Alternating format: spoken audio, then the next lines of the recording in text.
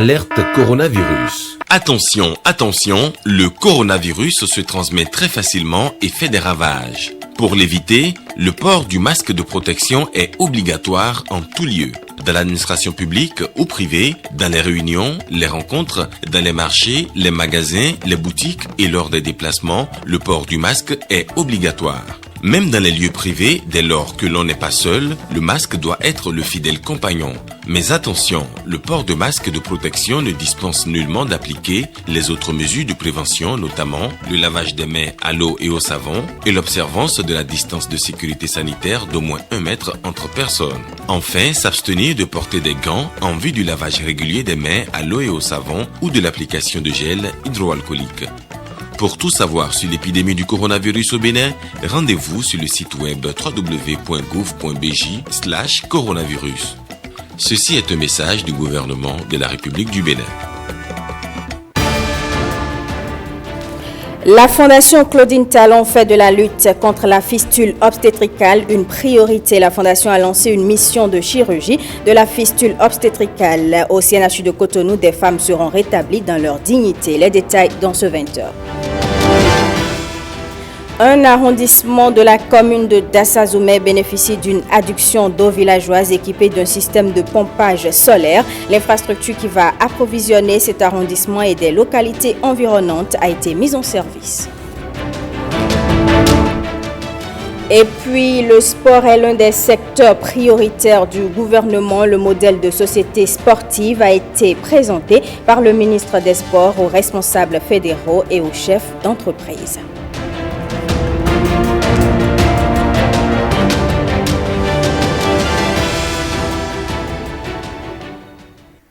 Bonsoir, mesdames et messieurs, et merci de préférer la télévision nationale. Le parti Union progressiste évalue sa participation aux dernières élections communales. L'exercice se fait dans les 77 communes du Bénin, l'étape de Lokossa. C'était ce samedi. On fait le point avec Olviga Messon et Vitis Arouré. La coordination de l'Union progressiste à Lokossa évalue les élections communales dans la cité de l'Espérance. Les forces et faiblesses du parti suite à sa participation au scrutin du 17 mai dernier sont passées au peigne fin. Dernières communales se sont déroulées dans le contexte de la crise sanitaire due au Covid-19. Pour le comité communal d'évaluation des élections, la pandémie a éprouvé le programme électoral du parti Union progressiste. Les faiblesses, un peu de manque dans divers matériels de financement et autres que nous avons constaté pendant l'organisation de ces dernières élections de 2020. Nous avons fait cette évaluation déjà plus d'une fois et vous avez constaté qu'il n'y a plus de débat autour. Nous sommes unanimes là-dessus. L'Union progressiste reste un parti fort dans Lokossa. Cette force qu'il faut consolider en nous mettant davantage au travail à travers les sessions que nous menons actuellement. L'Union progressiste détient la majorité absolue des conseillers communaux à Lokossa, soit 15 sur 25. Le programme d'action du gouvernement est aussi évalué à cette séance avec pour point de mire les réalisations dans la commune de Lokossa. Des responsables du parti Union progressiste étaient également dans les communes du département des Collines. Objectif, présenter les reconnaissances des membres du bureau directeur aux militants Nestor Sella et Michel Egbe. Les premiers responsables du parti Union progressiste font de réduction de comptes une priorité. Ils renouent avec leur base de Wessé, Glazoué, Banté, Savalou et Dassazoumé. Et l'étape de Dassa est le clou de leur tournée de reconnaissance. Le but, c'est de pouvoir remercier, saluer tous nos militants à la base. L'objectif, c'est aussi de nous remobiliser pour des victoires plus grandes. Et le prochain chantier, les camarades sont conviés à faire le travail d'identification approfondie des besoins non encore satisfaits. Cette activité d'aujourd'hui vient renforcer cela et vient permettre à nos camarades de comprendre que bientôt les instances dirigeantes du parti seront mises en place, notamment les structures de base, les cellules, la sous-session, la session et la fédération. Donc C'est cette annonce qui a été faite par le représentant de la direction exécutive nationale a été accueillie avec joie par les camarades présents. À l'occasion de cette rencontre, les militants non seulement ont salué la démarche de leur leader, mais ont exposé plusieurs préoccupations. Pour les émissaires de l'Union progressiste, leur parti est un parti du peuple, par le peuple et pour le peuple, avec un organigramme bien structuré. Prochainement, chacun va confirmer s'il est vraiment membre ou non. Et c'est après cette confirmation qu'on passe à la mise en place des structures. Les structures du parti, les cellules, sous-sections, sections et fédérations. C'est quand on paye les cotisations que le parti est fort et est indépendant.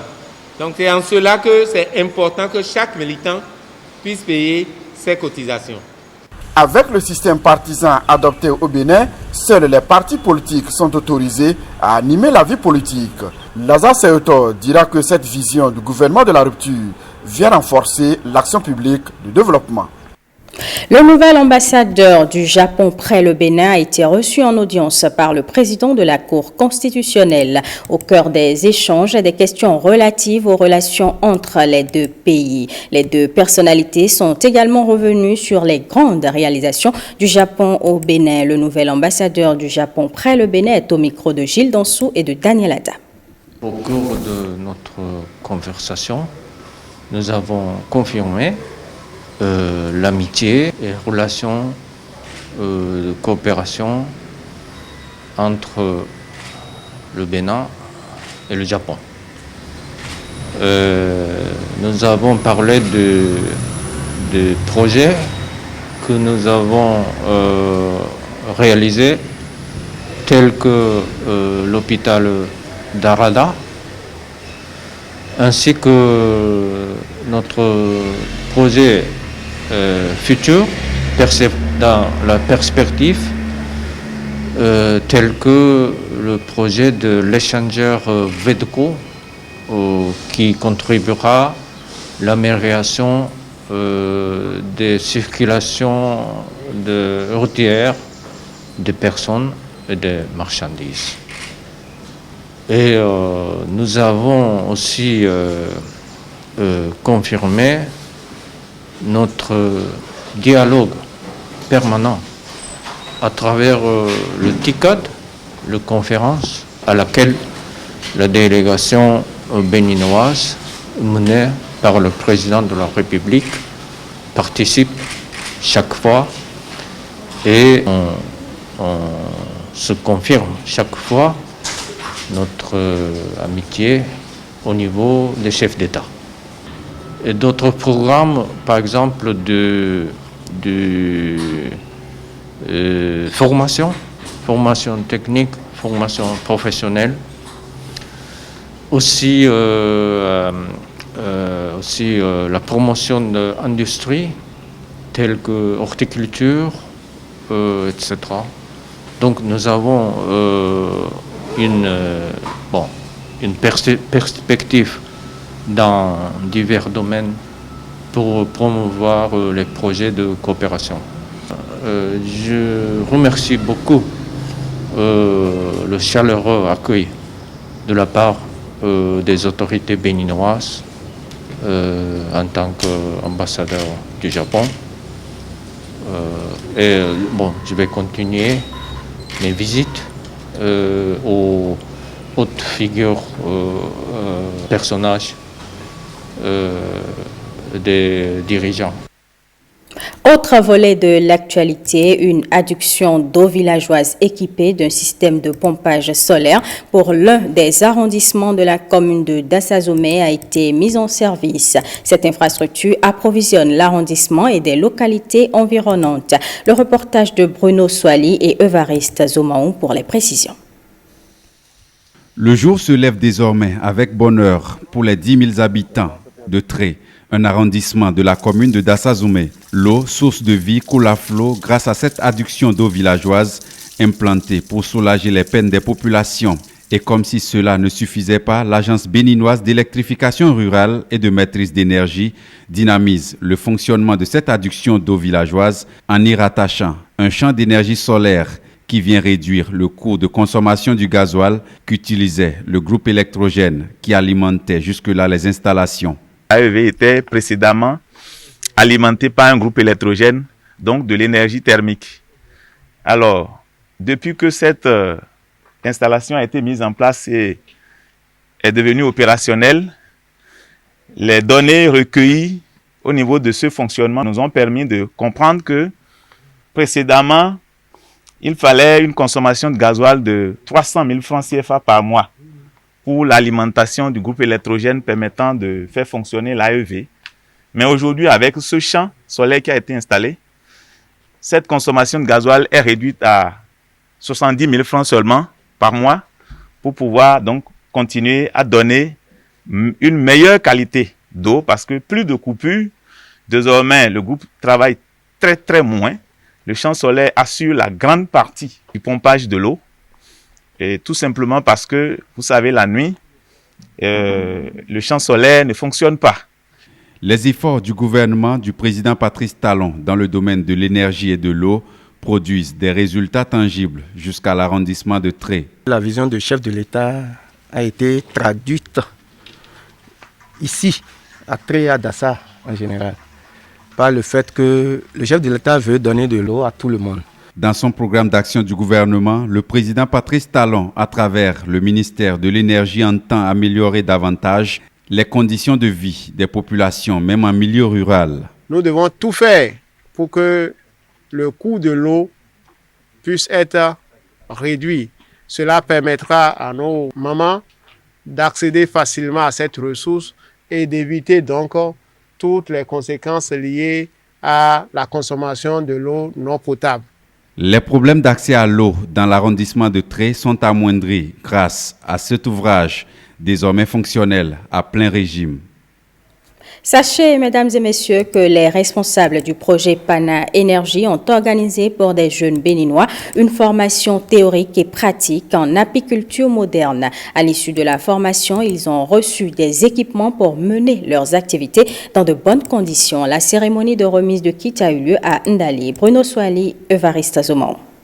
140 jeunes béninois, dont 23 femmes, outillés pour faire carrière dans l'apiculture. Sur l'initiative du projet Pana Énergie, ils ont bénéficié de 11 jours de formation en apiculture, une expérience riche en apprentissage qui leur permet aujourd'hui de se lancer dans les activités apicoles. La formation de ces désormais apiculteurs issus de 7 localités du Bénin s'est déroulée en 3 phases autour des modules dont le transvasement des ruchettes colonisées, la récolte et le conditionnement de miel, la mise en condition et le piégeage des ruches, le tout sous un suivi rigoureux du projet Pana Énergie. Le projet Pana Énergie a effectué plusieurs missions pour suivre les formations effectuées afin de noter l'intérêt et l'assiduité de ces bénéficiaires. Et je peux vous rassurer que ces bénéficiaires ont suivi de façon studieuse cette formation. Ils sont aujourd'hui à même de l'exploiter et sont capables également de former d'autres autour d'eux à cette initiative-là. Cet aboutissement dans la carrière de ces jeunes gens est l'un des résultats de la mise en œuvre du projet Pana Énergie soutenu par le Programme des Nations Unies pour le développement et qui impacte bien d'autres domaines. Sur le plan social, il contribuera à la lutte contre la pauvreté et la vulnérabilité à travers la promotion des activités génératives de revenus et la création des emplois. Sur le plan économique, Pana Énergie participera à la promotion de l'économie locale. Les résultats que nous sommes en train d'obtenir sont des résultats élogieux grâce également au leadership et à l'accompagnement du gouvernement du Bénin. Pratiquement à moins de 4 ans de mise en œuvre de ce projet, nous avons des résultats élogieux. Comment ne pas dire que c'est bon lorsque un gouvernement s'engage, lorsque tous ceux qui entourent le pouvoir mettent le cœur à l'ouvrage pour trouver des solutions ensemble avec le peuple.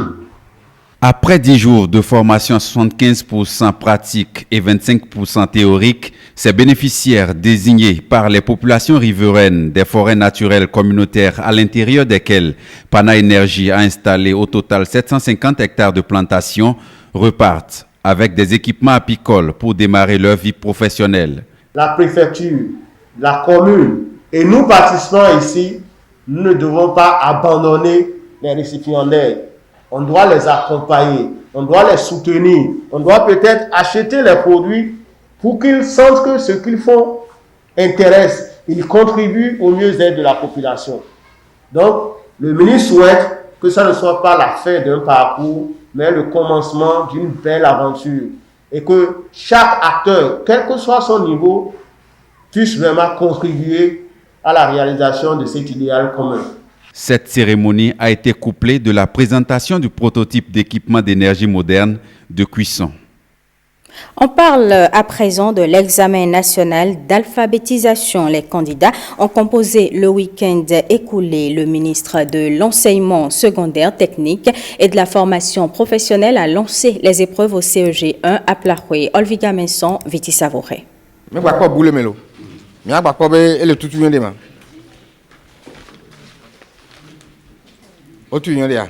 C'est à 8 heures que cet examen national en alphabétisation a été lancé officiellement au CEG 1 à Plahoué. Dans ce collège du Koufo, la première épreuve est celle d'Adjagbe, la langue Adja. Dans le programme d'action du gouvernement, il est précisé que l'alphabétisation doit servir de levier pour le développement économique.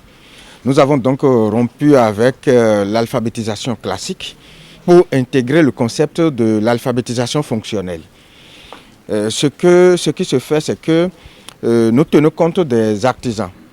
Et ces artisans qui sont soit en formation ou en fonction déjà, nous leur donnons des cours d'alphabétisation pour qu'ils puissent appliquer cette alphabétisation à leur activité économique. Ce qui fait que l'activité se développe davantage. Et à partir du moment où l'activité se développe, cela signifie que nous sommes en train de progresser dans le développement économique. Le constat que j'ai fait, c'est qu'il y a un certain engouement. Vous ne pouvez pas croire, mais des gens sont venus de très loin, très tôt, pour venir composer. Si ça prend comme ça, je crois que d'ici à là, la lutte contre l'analphabétisme sera une réussite au Bénin. Christophe Megbedi, préfet du Koufo, a adressé ses remerciements au gouvernement pour les nombreux efforts fournis en matière d'alphabétisation. Pendant ce temps, le chef de l'arrondissement central de Grand Popo a lancé le chantier de la promotion de l'excellence en milieu scolaire. C'est pas la remise de kits au meilleur des différents examens de fin d'année. Le donateur rêve grand pour son arrondissement. Jean-Claude Tims, Ernest Tétégou. Le CEP, le BEPC ou le bac en poche, ces enfants ont rempli la condition pour être à ce rendez-vous de célébration de l'excellence initié par le premier responsable de l'arrondissement de Grand Popo. C'est une manière d'encourager nos enfants qui aient une bonne relève. Cela doit se répéter lorsque les enfants prennent conscience pour nous encourager. J'ai un message surtout aux parents d'élèves. Les parents doivent accompagner les enseignants. Les enseignants, c'est vrai, ce sont nos frères qui ont beaucoup de problèmes. Mais je leur demande pardon de prendre le travail au sérieux et de prendre ces enfants-là comme leurs propres enfants. Le peu de temps que j'ai à faire dans cet arrondissement, le premier du Bénin, je veux aussi là-bas dans mon arrondissement ici. Au total, 255 élèves ont bénéficié de cet élan de générosité du CA. Il s'agit des 212 admis au CEP, des 32 meilleurs du BEPC, venus du collège catholique de Grand Popo et du collège d'enseignement général du même arrondissement, suivis des 11 bacheliers ayant obtenu la mention assez bien. Ils sont tous repartis avec un kit scolaire. Je tiens à remercier cordialement et infiniment notre Dieu Tout-Puissant pour sa miséricorde, toutes les autorités et tous les enseignants et nos parents. Nos remerciements s'adressent enfin au CA de l'arrondissement de Grand Popo. Je vais nommer M. Oupati Raymond. On l'appelle l'homme du social. M. Oupati Raymond, que Dieu le Père Tout-Puissant et les membres de nos ancêtres t'accompagnent. Cette première édition de remise de kits a démarré par une célébration eucharistique. La balle est désormais dans le camp des élèves, des enseignants et des parents qui sont invités à cultiver l'excellence ici à Grand Popo. Je vous l'annonçais dans les titres, le gouvernement béninois fait du sport l'une de ses priorités. Après son projet de construction de 22 stades à travers le ministre des Sports, le gouvernement a présenté aux responsables fédéraux et aux chefs d'entreprise le modèle de société sportive. Hugues Sinsou Zounon. La signature de convention qui permet d'opérer le projet. Environ une demi-heure d'exposé pour expliquer, mais surtout pour convaincre les chefs d'entreprise du Bénin à adhérer au modèle des sociétés sportives. Le ministre des Sports a posé le diagnostic. Il note une forte tendance des entreprises à s'acquitter de la taxe plutôt que de créer leur propre club. Et celles qui s'engagent selon lui se posent des questions sur la qualité du championnat et la visibilité des clubs engagés. Face à ces interrogations, Oswald Omeki propose aux entreprises 3 types de sociétés sportives. Une entreprise sportive à responsabilité limitée ou une société anonyme à objectif sportif et surtout une société anonyme sportive professionnelle. Le gouvernement béninois impose clairement des réformes qui passent par la signature d'une convention entre la société sportive et l'association détentrice du récépissé d'enregistrement. Grâce à cette convention,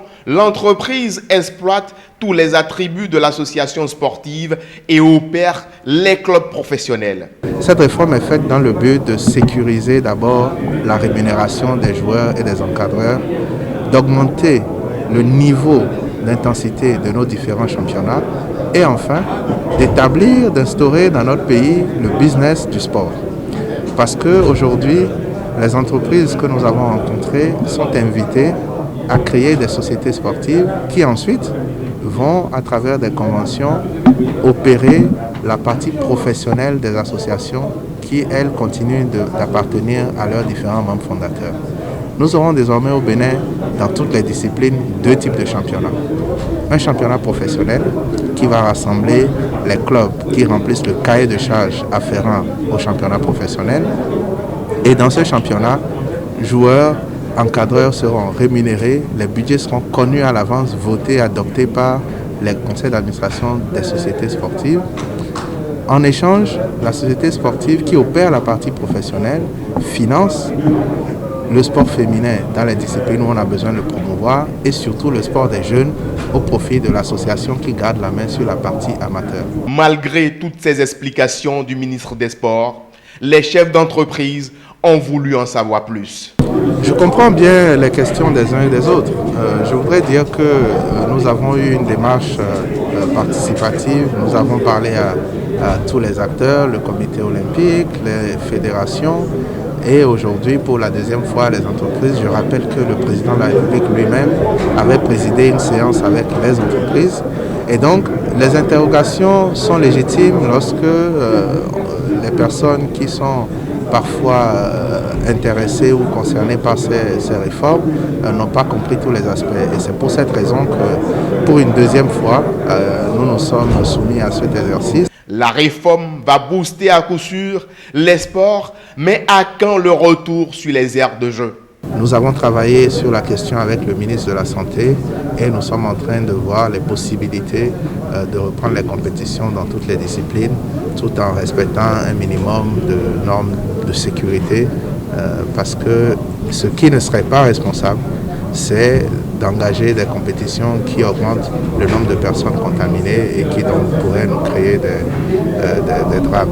Une fois de retour dans les stades pour la nouvelle saison, un système harmonisé de délivrance des licences sportives et la mise en place du répertoire national des sportifs béninois seront imposés afin de sécuriser le système.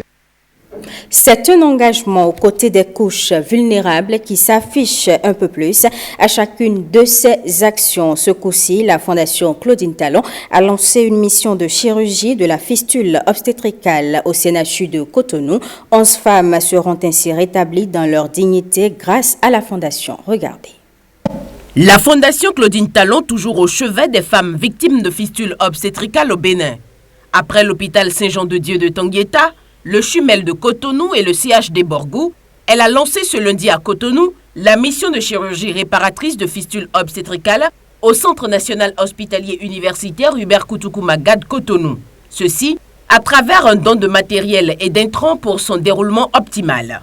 Désormais, le CNHU accompagne l'initiative de la Fondation Claudine Talon avec son cadre adéquat de prise en charge des patientes et ses compétences nécessaires en chirurgie urologique. La cérémonie de ce jour part d'une initiative exclusive de la Fondation Claudine Talon de porter assistance à nos épouses, sœurs, mères et filles en situation de vulnérabilité. Ces femmes se retrouvent dans la plupart des cas exclues de la société. Leur mari les quitte. Elles n'ont plus d'amis. Celles qui vivent avec cette affection des mois, voire des années, ont souvent des pensées suicidaires. La réparation de ce traumatisme leur redonne souvent espoir et une nouvelle vie.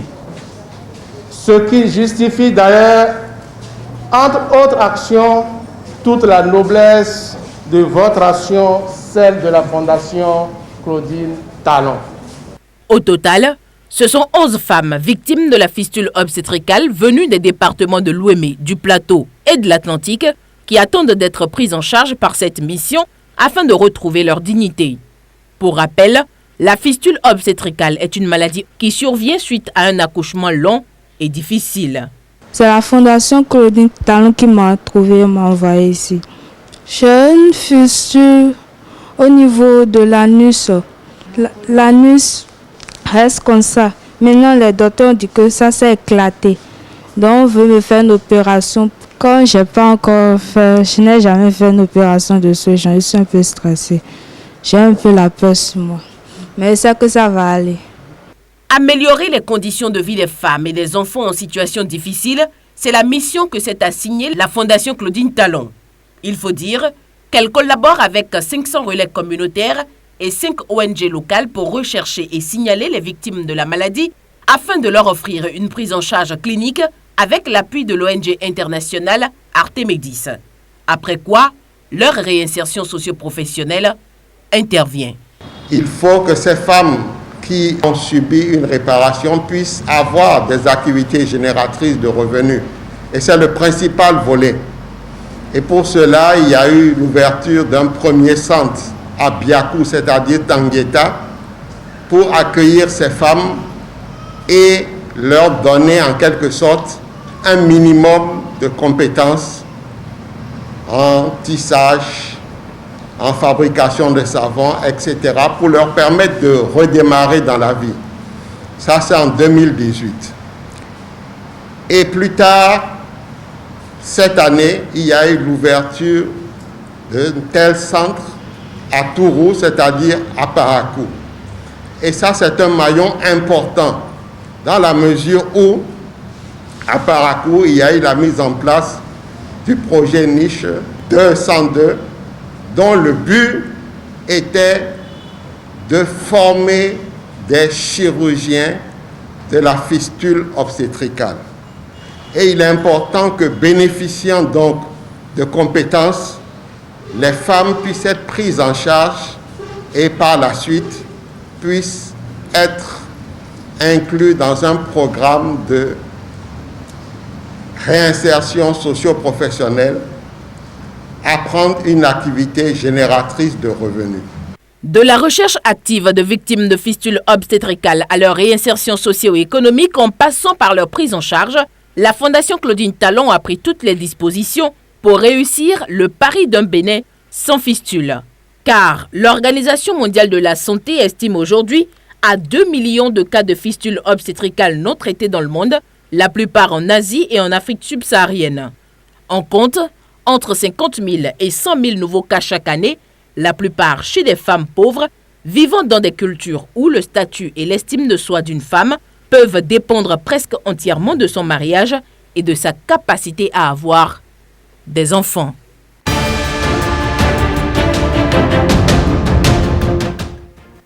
Le monde du cinéma s'en sort plutôt bien dans certaines parties du monde malgré la pandémie de coronavirus. L'actualité hors du Bénin nous conduit ce soir au Nigeria, au Sénégal, au Liban et en Belgique où les écoliers et élèves ont repris le chemin des classes. Pandémie du coronavirus.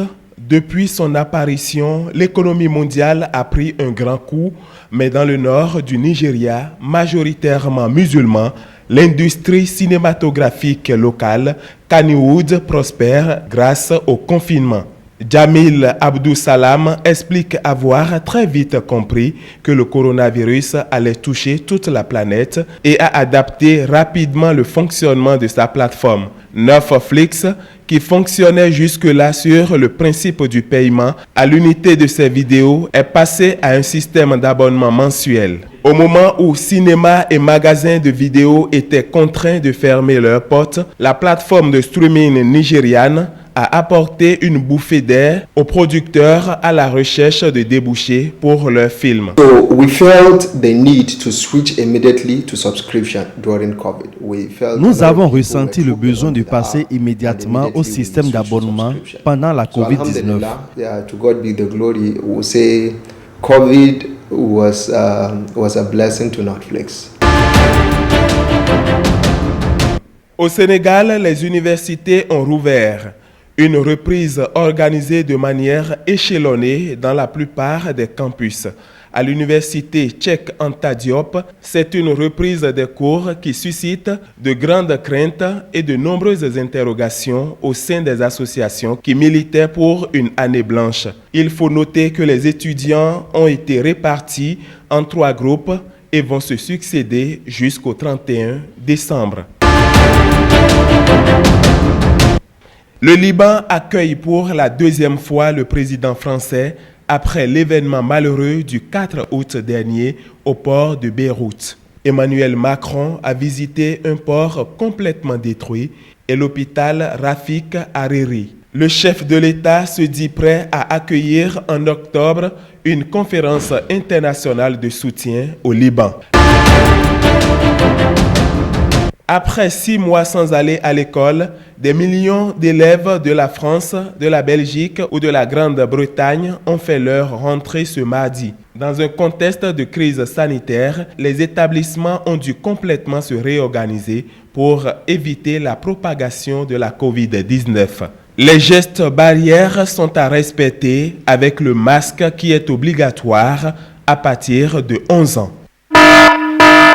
Alerte coronavirus. Attention, attention, le coronavirus se transmet très facilement et fait des ravages. Pour l'éviter, le port du masque de protection est obligatoire en tout lieu.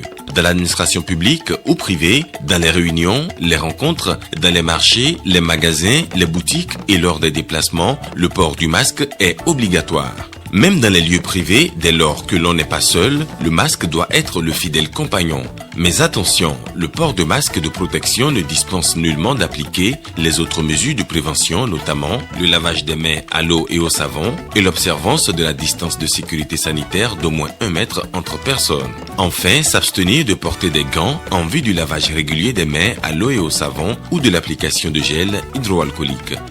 Pour tout savoir sur l'épidémie du coronavirus au Bénin, rendez-vous sur le site web www.gouv.bj/coronavirus. Ceci est un message du gouvernement de la République du Bénin. Ce sera tout, mesdames et messieurs, pour ce journal que je vous remercie d'avoir suivi.